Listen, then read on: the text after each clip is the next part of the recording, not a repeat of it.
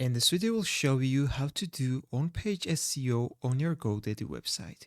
First of all, you need to log into your account, then click your profile in the top right corner and go to your products page. We need to look at the left-hand side menu and click on website, then overview, and after that you need to find your website here, then click edit website. And now we need to go to our website settings, which is in the top right corner, and right here you will see SEO settings. You need to click on this, and from here you can do an on-page SEO. So this is the headline where you need to write your page or website a name.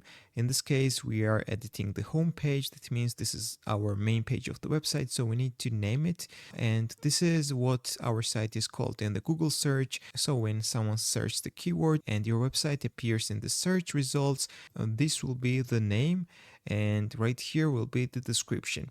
So you need to write a short description with 160 symbols, and after that you need to save it, and this will be on page SEO for your website. You can also do it for other pages too. So if you have a lot of pages, you can name the pages and write the short descriptions for other pages too. But keep in mind that this is only on page SEO, and this is not enough to rank websites in the Google search because it's very competitive.